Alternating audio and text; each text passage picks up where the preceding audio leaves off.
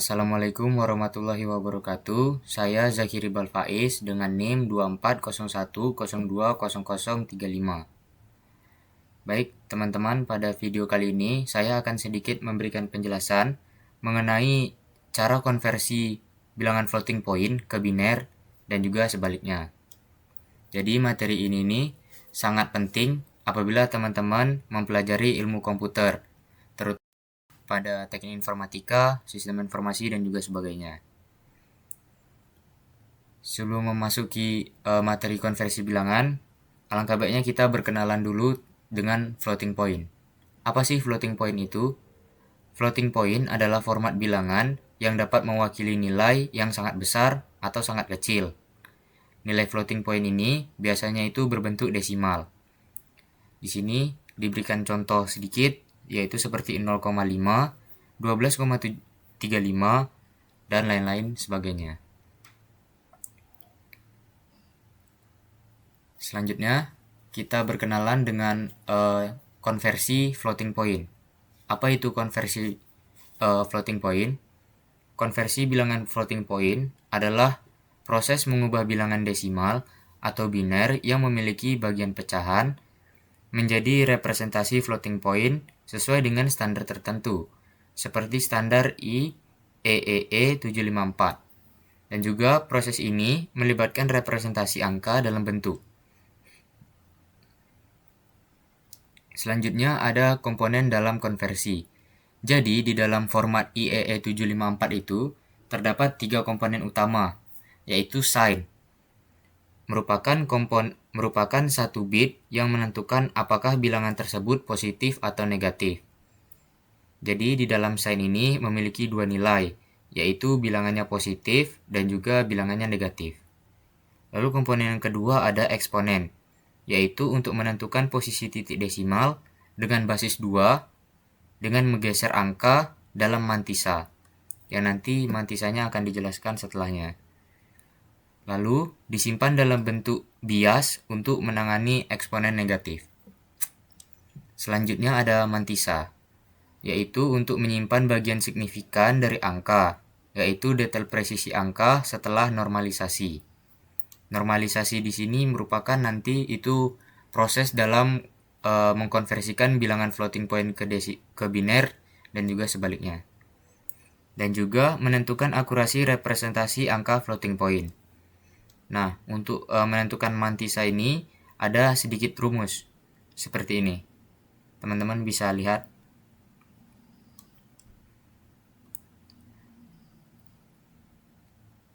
Selanjutnya kita masuk saja ke contoh konversi bilangan floating point ke biner. Di sini saya menggunakan contoh bilangan 5,75. Jadi langkah pertama yang harus kita lakukan adalah pisahkan menjadi bilangan utuh dan juga desimal. Dari 5,75 ini kita pisahkan menjadi bilangan utuh dan juga bilangan desimal. Di mana di sini kita dapatkan bilangan utuhnya adalah 5 dan juga bilangan desimalnya adalah 0,75. Lalu cara yang kedua adalah ubah bilangan utuh yang tadi telah didapatkan menjadi biner. Di sini kita mendapatkan bilangan utuhnya yaitu 5, lalu kita rubah ke bilangan biner dengan cara nilai 5-nya dibagi 2, lalu ambil dari sisa pembagian untuk mendapatkan biner. Untuk lebih paham, teman-teman bisa melihat gambar di sini. Kita bagi nilai 5 dengan 2, lalu mendapatkan hasil 2 dengan bersisa 1. Lalu 2 ini kita bagi lagi dengan 2 sehingga mendapatkan 1, tetapi bersisa 0. Lalu satunya kita ambil lagi untuk dibagi 2 sehingga menghasilkan nilai 0, lalu bersisa 1. Nah, nilai yang kita ambil adalah dari sisa hasil pembagian ini. Jadi bisa disimpulkan bahwa biner dari bilangan floating point 5 adalah 101. Lanjut ke langkah yang ketiga adalah ubah bilangan desimal ke bilangan biner. Kalau yang tadi pada bagian bilangan utuh, sekarang pada bilangan bagian desimal. Di mana di sini Contohnya yaitu di mana bilangan desimalnya adalah 0,75. Caranya, kalau yang tadi dibagi, maka ini dikali dengan 2. Untuk lebih jelasnya, teman-teman bisa melihat gambar di sini. 0,75 dikali 2, sehingga mendapatkan hasil 1,5. Kemudian, yang akan kita ambil adalah 1 di depannya saja. Lalu, sisa 1,5 ini dikalikan lagi dengan 2, sehingga mendapatkan hasil 1,0. Lalu yang kita ambil adalah 1 di depannya.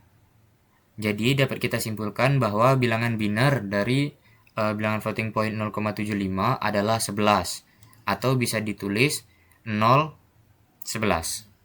011, maaf.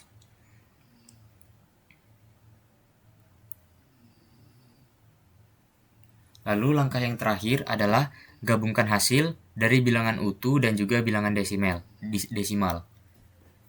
Jadi tadi kita sudah mendapatkan bilangan utuhnya adalah 101 dan juga bilangan desimalnya adalah 11. Sehingga kita mendapatkan hasil bahwa bilangan biner dari bilangan floating point 5,75 adalah 101,11.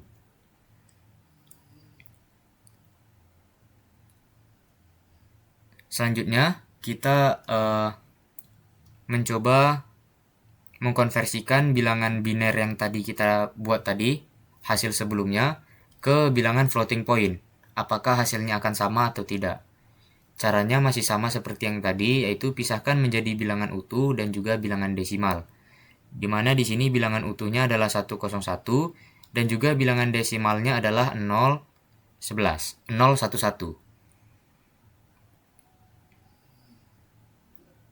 Lalu cara yang kedua adalah ubah bagian utuh ke desimal, di mana bilangan utuh yang kita dapat di sini adalah 101 menggunakan rumus seperti ini.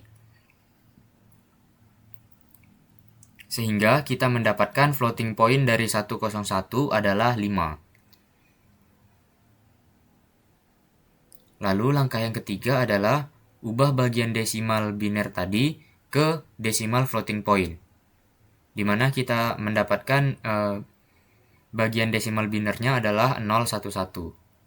Lalu teman-teman bisa perhatikan rumus di sini dan juga bisa menggunakan rumus yang ini. Sehingga floating point dari 011 adalah 0,75. Lalu cara yang terakhir adalah gabungkan bilangan utuh dan juga bilangan desimal dari biner tadi. Sehingga bilangan floating point dari bilangan biner 101.11 adalah 5,75. Selanjutnya ada format IEE 754. Jadi di dalam komputer ini tidak hanya menggunakan format biner biasa, tetapi ada juga menggunakan format khusus yaitu format IEE 754. Teman-teman bisa memperhatikan di sini, ini adalah format IEEE 754, di mana di dalamnya terdapat 3 komponen, yaitu sign yang bernilai 1 bit, eksponen yang bernilai 8 bit, dan juga mantissa yang bernilai 23 bit, sehingga apabila digabungkan akan menjadi 32 bit. Nah, untuk mengkonversikan bilangan floating point ke biner dalam format IEE 754 tersebut memiliki beberapa langkah-langkah. Yang pertama adalah pisahkan angka menjadi bilangan utuh, kemudian dan pecahan, kemudian ubah ke biner. Ini masih sama seperti cara yang awal tadi. Kita pisahkan, lalu kita ubah ke biner. Lalu yang kedua adalah gabungkan kedua bilangan biner. Jadi setelah kita mendapatkan angka biner dari bilangan utuh dan bilangan pecahan, maka kita gabungkan kedua bilangan biner menjadi kedua bilangan tersebut menjadi satu bilangan biner. Lalu cara yang ketiga adalah normalisasi bentuk yang akan kita bahas nanti. Lalu cara yang keempat adalah menentukan sign, eksponen, dan juga mantissa yang akan kita bahas juga nanti. Dan juga kelima, menggabungkan 3 komponen yang telah kita dapat tadi menjadi satu sehingga kita mendapatkan format IEEE 754. Langsung saja kita masuk ke langkah-langkahnya. Nah, untuk langkah pertama dan kedua tadi kan telah kita pelajari. Kita langsung masuk ke langkah yang ketiga, yaitu normalisasi bentuk. Jadi di sini kita menormalisasi bilangan biner 101.11 yang sudah kita dapatkan tadi dengan rumus 1 dikali mantisa dikali 2 eksponen. Teman-teman bisa lihat di sini. Di mana eksponennya adalah 2 dan juga mantisanya adalah 0111 didapat dari bagian setelah titik desimal. Lalu cara selanjutnya adalah menentukan sign, eksponen, dan juga mantisa. Di sini yang pertama adalah sign, karena bit tandanya adalah positif, maka sign-nya adalah 0. Nilai sign-nya adalah 0. Lalu yang kedua adalah menentukan eksponen. Untuk mendapatkan eksponen, itu kita perlu menggunakan rumus khusus, yaitu eksponen itu didapat dari 2 ditambah 127 sama dengan 129.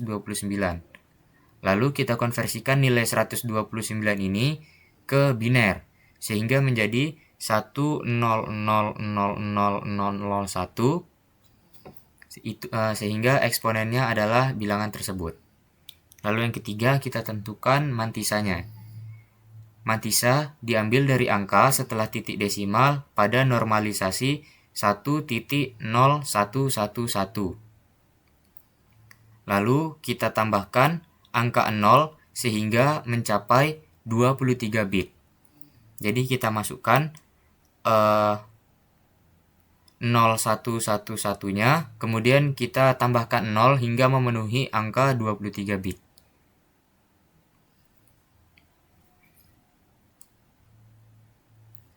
Lalu yang cara yang terakhir adalah gabungkan 3 komponen tersebut, di mana kita mendapatkan sign adalah 0, eksponen adalah 1,000001,